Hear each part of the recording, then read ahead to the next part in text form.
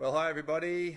Welcome this afternoon, Thursday afternoon. Just want to jump on and say hi to everyone. Going to have a bit of a chat to one of our partners, one of our church leaders that's looking after some things up the coast, up the north coast, and he is doing Hampers of Hope. We're doing Hope in Every Home right now, and partnering with churches right across the country, and we're getting lots of hampers out. So one of the ideas is to work with churches, local churches in their local communities, because they're the ones that know the need the most.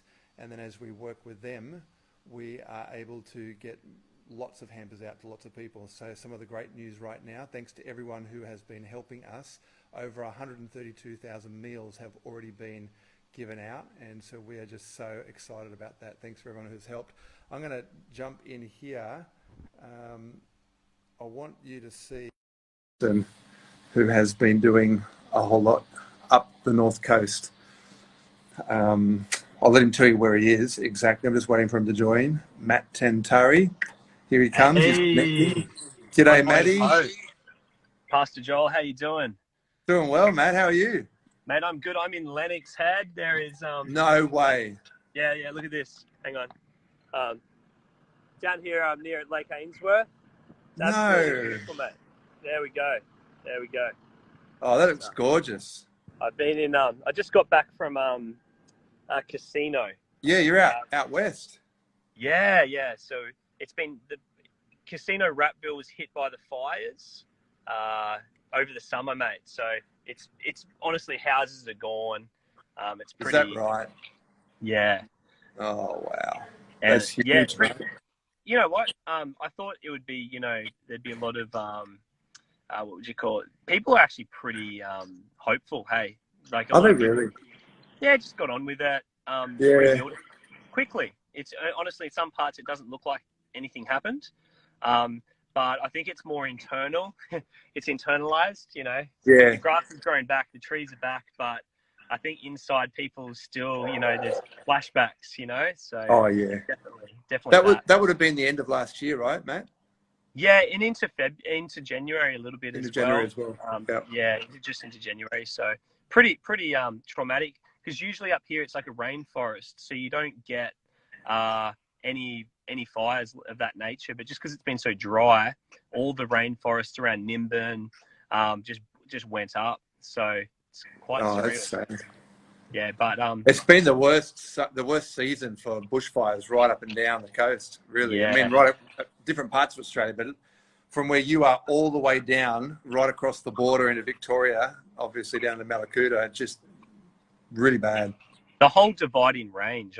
We went out to Western New South Wales, so we went out to the outback, to Brewarrina and that 2 weeks ago with my wife. She grew up in, and just coming back down south through Tamworth and coming across the dividing range, everywhere it's just gone. Is it really? Yeah. So we've had the droughts with the farms, then we had the bushfires. There's been a whole lot of rain that went through and destroyed some things as well. Like, people are really doing it tough, hey? And then COVID hits. It's a bunch of things all in one. Like, I think everyone's pretty resilient, gets back up and gets on with it. I don't think everyone's so in the mix of it right now, in the thick of it. I don't think people have had time to stop. It's a kind of a bit of a surreal thing. So there is that. I think it's going to be in the next years. We just got to push through with people. It's open doors, mate. I'm just every day amazed at how many doors have opened, because when tragedy strikes, I don't like tragedy, but I love opportunity. And that sounds a little bit, agenda driven, but it's not. I'm sad with people, but there's just ways that we can help people that we wouldn't have been able to before. Yeah, that's great. And that love of Jesus inside of you, right? It's going to compel you to cross the street and help somebody, serve a community. And the opportunity you're talking about is obviously the opportunity to make life a little bit easier for people, or just serve people in their communities. So, mate, you guys have been doing a whole lot up the coast right now. You are lead pastors of Life Church? Yeah, it's right in that transition moment, mate. Yeah. So we're it's fun. Like all the team, yeah, we're doing that, and just been out in casino with our casino campus pastors, and like they're old school, man. They've been doing it for 30 years pastoring, and that's great. So you know, we've got pretty extreme. Like I'm here at Lennox Head, and so Chris Hemsworth lives just here. You know, he's just up the road. Really? Yeah. Hey, Chris. Hey, Liam. Matt Damon's visiting today. You know, like it's pretty cool. Miley's gone. She's long gone. But wow. That's so great. Yeah, but then you know, like an hour west, we've got Casino, which is the beef capital, and the bushfires have hit out there. So we've got these few quite unique things. We've got a big Melbourne, Sydney set of people that live here that have moved in the last 5 years, which is exciting, changes it up. Huge opportunities with them, mate. We've got some real plans to impact those guys. But then, like, our backpackers are a big one. Not at the moment. They've all been moved on because of COVID. So our food, I'll give you an example. With hampers, we really try target. If we're going to do a hamper, it needs to be targeted. So I don't know if you've ever gotten a present that you don't really need. Yeah, and sometimes I've been given a present, mate, that I can tell someone else that actually received it and they didn't want it, so they gave it on. That's right. It's the gift that keeps on giving, right? Talk to me about a targeted hamper. Yeah, so I think everything needs to be targeted. So, like for instance, Casino Rapville out west, where people who've lost homes, our pastors out there, they have gone and made sure, like, get exactly what they need, not something that they might need, some soup. Like, who eats anyway, lots of people do. I do. But, like, you know, targeted to what people can need. So what we have is we have a giant supermarket. When I say giant, we could always use with like 10 times the amount of space. But we've gone really hard after destigmatizing food banks. So we go hard on zero waste. We are very careful to promote to anyone that could use our service. So at the end of the day, we've got people that are probably wealthier that do use our food service, but it actually helps us because it does bring in a little bit of amount of money and does a bigger thing where it brings people together. So there's a destigmatization. It's so important. People are too proud to ask for help. I hate asking for help sometimes. It just does something for me. You know, it's vulnerable. Yeah, and if you normalize it a little bit, we are all at points where we do need help at some point, right? That's right. Yeah. Yeah. And so it's great to be able to receive help, but also to be able to give it back. So talk to me, Matty, about Hampers of Hope. Obviously, we're doing this Hope in Every Home right across the country in Australia right now with COVID, and just partnering with churches like yours, lots of churches. I don't know if you heard me at the beginning, but we've just crossed 130,000 meals out to people in the community. So working with churches like yours, what's some of the things you've been doing with Hampers of Hope and getting them out? Yeah. So honestly, 130 meals wouldn't surprise me, and thanks for trusting us with it. Really, in Ballina, what we've done. So we have this food supermarket. We have about 100 people come in every day for groceries. Wow. So we've partnered with a whole lot of local fruit and veg places. We've partnered with bakeries, so people will get fresh fruit and veg, fresh bread. They come in, lots of people, like from all walks of life. It's really fresh. So we've been doing that. So that's about 100 people a day, sometimes more, 4 days a week. So that's quite a few families helped. Great. Yeah, and so how are you finding out where the needs are, mate? Because some of the church leaders I've been talking to are saying, you know, we've asked around at our church and we don't really know. How are you guys determining the need? We well, it's almost like the old school where we've built something and people come to it. And so we've discovered, we actually have been sitting down as a team trying to look at data and information that we've collected from customers in the past. Recently, we've been collecting less information. A lot of it's been, in the past, has been word of mouth. So people come in and you just hear things and stuff gets recorded. and and you have conversations. I think sometimes you can have all the data and analytics in the world, but it comes down to people caring. And I'll get straight. This one lady, she left South Australia because of DV, right? Like a really tough situation. Wow. Incredible. Like I was only talking to her last week, and I'm okay to share a story to this level. I was like, why are you here? Like, why did you settle here? Have you been serving in our thing just here? I haven't spoken to you before. And she was actually come away. The only place that had spoken to her and acknowledged her was the food supermarket that we have. And so she decided, you know what, I'm going to stay in Ballina. And so, now she's there serving, making a huge difference to people. Wow.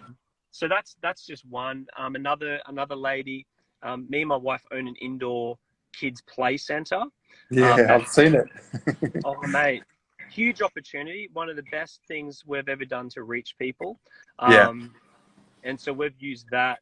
And we've got people getting saved, man. Like people are, even during this COVID-19, have joined church through the play center that shut down, and they've connected in, seeing what's going on. I think the biggest thing's been that personalized. A lot of people, we had meetings with a lot of our Connect group people in church, and just found individual houses, and we tried to knock on people's doors that well, not virtual, actual real physical doors, but talk to people that we kind of identified that, and just not made it feel like they're getting a hamper or a handout, but really just like how you care, man. Like it's what you've done, and when you come alongside someone, it feels a lot different than just a transactional type thing. So, yeah, that's awesome. We found that it's been a pleasure to work with you guys. We found that a lot of the churches who have been packing hampers and getting them out have said that some of the church folk have just loved coming down to the building because, they've been stuck at home isolating, and just being allowed to come down and pack some things or deliver some things. And it's been quite personally impacting for people. I know it has been for us, as you drop a hamper off to a family who need it. And you're right, Matt. I think you hear word of mouth, you hear what's going on. One of the other things that we've done at Convoy is created these kindness cards where you can just put your own details on the card and pop it in a letterbox next door, and just find out whether people need any help, or if there's any practical ways that you can make life a bit easier for people. This season that we're in, as difficult as it's been for many people, it's caused us. Do you find that it's caused us to slow down a little bit and actually walk across the street and meet neighbours and talk to people that you maybe not talked to for a while? Joel, I think 80% of what I was doing was probably like a waste of time. I was sitting down, and honestly, like so busy doing things, and obviously I'm all about strategy and thinking smart and everything like that. But a lot of what we were doing, we've just said to everyone in our church, you are the church on your street. So we've found huge opportunity with loneliness, mate. Like one of the biggest things on my street is there's a lot of retirees.